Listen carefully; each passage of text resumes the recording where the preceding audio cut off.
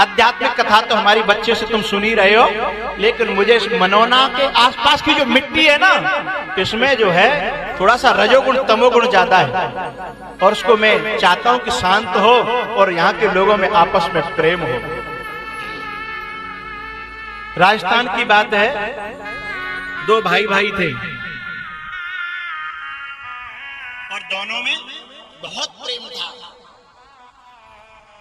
थोड़े से बड़े हुए, शादी हो गई, पत्नी आ गई, लेकिन पत्नी दोनों अलग अलग खानदान की थी, अलग अलग सोच की थी, और आते ही आपस में न्यारे साजे की बात करने लगी।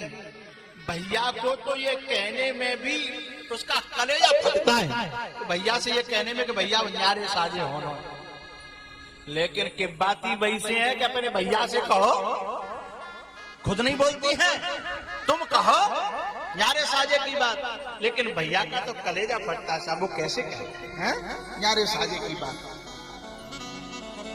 लेकिन जब उन्होंने आपस में न्यारे साजे की बात नहीं करी तो आपस में दोनों लड़ पड़ी और बैर हो गया। अब इन दोनों की संतानें हुई, एक के 4, एक के 5।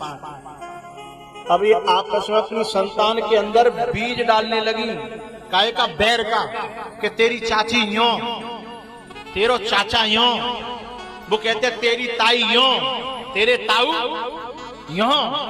दोनों एक दूसरे के विरोधी बन गए भीतरे भीतर। अब तो इन्हें वो बुरे लगते हैं और उन्हें ये बुरे लगते हैं, खेल खेल में लड़ाई हो जाती है। ने बड़े भाई तो पहले खेल खेल में होती थी, फिर सांच माच होने लगी, सांच माच होने लगी तो खून के प्यासे हो गए। नेक नेक बात पर लड़ाई, क्योंकि भीतर बीज बैठे हो ना। और पता कैसे कहती हैं कि बेटा मैं तेरे ताऊ ने हम सदा सताए, और दूसरी कहेगी तेरी चाची ने और तेरे ताई ने, तेरे चाचा ने हमें सदा हम सताए हैं। तो उनके अंदर ऐसा बीज भर गया, आपस में क्या लड़ाई रहने लगी। लठ मार वही, गोली मार वही, लेकिन भगवान की कृपा से कोई मरा नहीं, बच गई। लेकिन अब इतनी युद्ध होने लगा कि कोई अकेलो दुकेलो निकरवे में डर पे कि मार नहीं दे। इतने में क्या हुआ, ये दोनों भैया जो थे ना, वे तो होपलेस हो गए, उनकी तो चलती नहीं। अब ये बूढ़े हो गए और औलाद हो गई जवान। जब औलाद जवान हो गई ना, अब ये बड़े बूढ़े अकेले में मिलकर के रोते हैं कि भैया हम तुम तो बूढ़े हो गए, लेकिन अब हमारी तुम्हारी तो चल नहीं, जा होगो काज, आपस में ही लड़के मरेंगे। अब गांव के लोग और मिट्टी को तेल डालने लगे उन दोनों परिवारों में कि तुम्हारे संग जिनने यूं करो है और तुम्हारे संग जिनने यूं करो कछू ना। लेकिन बनाने वाले बनाने लगे, क्योंकि मौका मिल जाता है। कछु लोग ऐसे तैयार रहते हैं कि कोई मरे खेत बिकेगो तो लूंगो तो मैं ही, दो न में तो कोई मरे बिकेगो तो कम से कम, और जो तैयार रहते हैं कि तू लड़ियो चिंता मत करियो, 1 लाख 2 लाख 20 लाख 50 लाख लगावे के लिए मैं हूं, लेकिन लगावे को तो सही, आवे को कहां थे, तू तो काउन काउन ले गो ना, आवे को कहां थे, फिर खेते ले गो। जो ये कहना लड़वे के लिए तुम चिंता मत करियो मैं हूं, पैसा की कोई बात आवे तो वो सबसे बड़ा दुश्मन है जो लड़ाई के लिए पैसा लगावे। दोनों पार्टियां साहब खूब तनातनी होने लगी। अब दोनों भैया इतने दुखी भीतर के भाई कैसे जी एक कर लो भैया, और नहीं तो ये हमारे सामने ही महाभारत होगा और हमें आंखें से देखना पड़ेगा। दोनों रो में सोच ही सोच में का भयो, वो जो बड़ो भैया हो ना, बड़ो बूढ़ो, बाकी अटैक पर गए और वो खत्म हो गया। और जब वो खत्म हुआ ना, छोटे भैया मालूम पड़ी एकदम वो दौड़ो और आवाजाई थी नहीं। जैसे ही वो दौड़ो तो बाकी जो 5-4 लड़का है ना, उनने पकड़ के और कमरे में बंद कर दिया। हमारी लड़ाई है, चाहे वे मरे चाहे गिरे, हम वहां जाने वाले नहीं है। अरे भैया मेरो खास भैया हो, हम संग खेले संग रहे, अरे मरे गिरे भाई मरे के बाद तो बैर खत्म हो जाता है, अरे तुम वो जानते भाई। खूब रोयो बेचारो, लेकिन इन्होंने एक नहीं सुनी, कमरे में बंद कर दिया, कमरे में रोता रहा। बाकी भैया फूंक फांक आए। अब उसने कहा कि भैया अब तो भैया जराया है, मुझे निकाल दो भाई। औलाद ने कही 13 दिना तक बंद रहा हो, और नहीं तो ये कौन का उजना चले जाएगा, या 13 दिना तक बंद रहा। 13 दिना दुनिया के लोग आए और गए, लेकिन इसको कमरे से बाहर नहीं निकलने दिया।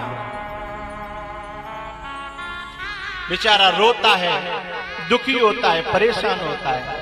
13वां दिन आया, दावत हो रही थी, जान के भैया को एक पुआ खाया दो भाई, मोए एक पुआ खाया दो, लेकिन किसी ने नहीं निकाला। पूरे दिन समाज की दावत चली। जब शाम के 5-6 बज गए तो समाज की दावत तो बंद है गई। फिर जो काम वाले लोग होते हैं ना, उनकी दावत शुरू हुई। पीछे जब सामान बचता है तो काम वालों को बुला लिया जाता है, उनकी दावत शुरू हो गई। तब इस बूढ़े की औलाद ने सोचा कि अब दावत खत्म है गई, अब जाए निकाल दो। जब वो दावत खत्म हो गई और काम वालों की दावत बैठी थी, इसको निकाल दिया। और जैसे ही इसको निकाला ना, ये चुपचाप छुप करके और काम वालों में जाकर के दावत में बैठ गया। जब ये काम वालों में दावत में बैठा तो एक परसवे वारो आयो, खानदान कोई हतो कोई, खीर की बाल्टी लेके तो काम वालों को जैसे परसते परसते पहुंचा, वांदे की अरे चाचा यहाँ। सुबह ने मैं खीर की बाल्टी धर दई और सीधो बिन के अंदर जाके बोलो, नालायको तुम्हारे चाचा और काम वाले नम बैठे हैं जहाँ पनैया उतरते तो, हाँ तुम्हारे चाचा आए हैं, अरे तुम शर्म करो, मैंने अंदर लाओ। तो एकदम खून तो खून होता है ना, खून एकदम उनका कलेजा फट गया। जो 5 भाई थे, 5 दौड़ के गए और चाचा जी के पावन में गिर पड़े। मन तो उनका भी कर रहा था कि नौ तो दें और बुलाएं, पर वो भीतर भीतर अहंकार बैठा था ना। चाचा के चरणों में गिर पड़े, चाचा अंदर चलो, चाचा अंदर आ जाओ। और चाचा को अंदर ले गए, चाचा फूट फूट के रोए पड़े और चाचा ने इन 5 को अपने गले से लगा लिया।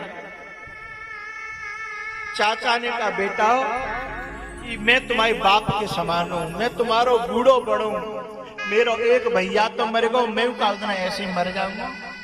यदि तुम मेरी औलाद हो तो मेरी एक प्रार्थना स्वीकार कर लो, चाहे मुंह पे हाथ जुड़वा लो, चाहे पांव छिपा लो, पर मैं ये प्रार्थना स्वीकार कर लो, मेरे मरवे से पहले।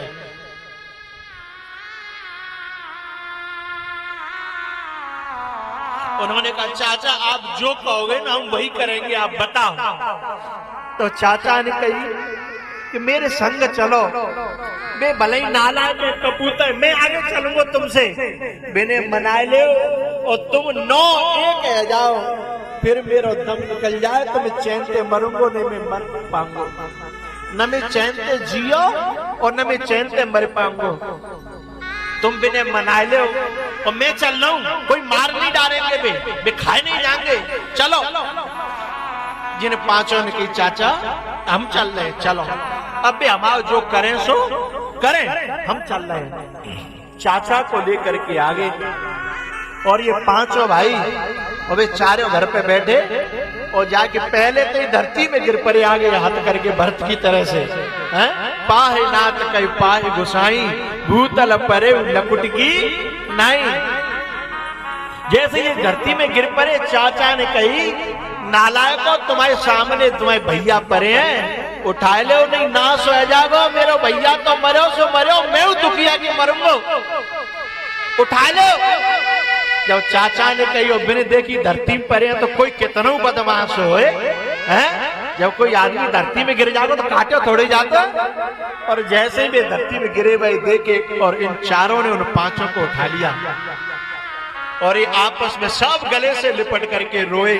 जब एक भये तब जिन्हें गलती को एहसास भयो कि हमारी माताओं ने हमारे अंदर बहुत जहर भर दिया था। नहीं, भैया भैया से कहां लड़ना चाहता है, भैया भैया से कहां दुश्मनी बनाना चाहता है। तब चाचा ने सब गले से लगाए और कहा, भैया अब मेरे 9 है गए, अब मेरे 9 है गए, अब मैं भले ही मर जाऊं, अब मैं कोई दुख, अब मैं कोई चिंता नहीं है। भैया जिन बड़े बूढ़े की आत्मा तब खुश रहते जब तुम एक रहते हो, हैं? बाप परिवार को बड़ो बूढ़ो कबो सुखी ना रहे तो जाके घर की औलाद में लड़ाई है रही हो, हैं? पड़ोसी के कहने पे, पत्नी के कहने पे, अथवा पैसा के लालच में, पड़ोसी, पत्नी और पैसा। भैया इन तीनों की बात को अलग रख करके पहले भैया को महत्व देना। ये भरत चरित्र की कथा हमसे कहती है तो तुम्हारे घर में रामायण होगी, महाभारत नहीं होगा।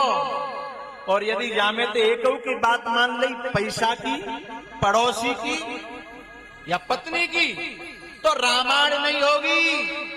क्या होगा? बोलो बोलो, महाभारत होगा। जब पड़ोसी की या पैसा की या पत्नी की बात आवे तो पहले बार कान पे ही रोक लो और याद करो कि मेरो भैया ऐसा है सकत हो, मेरो भैया ऐसा है सकत हो। और जब पत्नी बात करे तो पत्नी से पूछ, तेरो भैया कबू तेरे संग अन्याय कर सकत हो? तेरे भैया ने कबू तेरे संग अन्याय करो? वो कहेगी मेरे संग तो नहीं करो। तो बोले तेरो भैया तेरे संग अन्याय नहीं कर सकत तो मेरो भैया मेरे संग अन्याय कैसे कर सकता है? भाई पे गैर कोई अकड़। अगर राज माता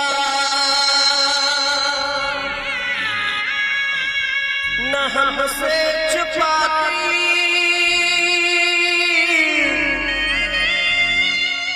तो नैनों से नैनों का तारा न जाता, गरज जैसा भारी मारा न जाता। ये तुम्हारे जो बड़े बूढ़े बैठे हैं या बड़ी बूढ़ी मैया बैठी है ना, ये तुमसे पैसा नहीं मांगती हैं, ये बड़े बूढ़े पैसा नहीं मांगते हैं, ये केवल यही मांगते हैं भैया तुम एक रहो, तुम हमारे सामने लड़ो मत, हमारे सामने भिड़ो मत, हमारे सामने मरो मत। क्योंकि या घर में बाप आपस में भैया भैया लड़ रहे हो और बाप की चल नहीं रही हो, बाप से ज्यादा दुखी या धरती पर दूसरों कोई हो तो ना, बाप बन गो, बाबा बन गो, और नाती न में रही है, बेटों में रही है, कोई सुन नहीं रही।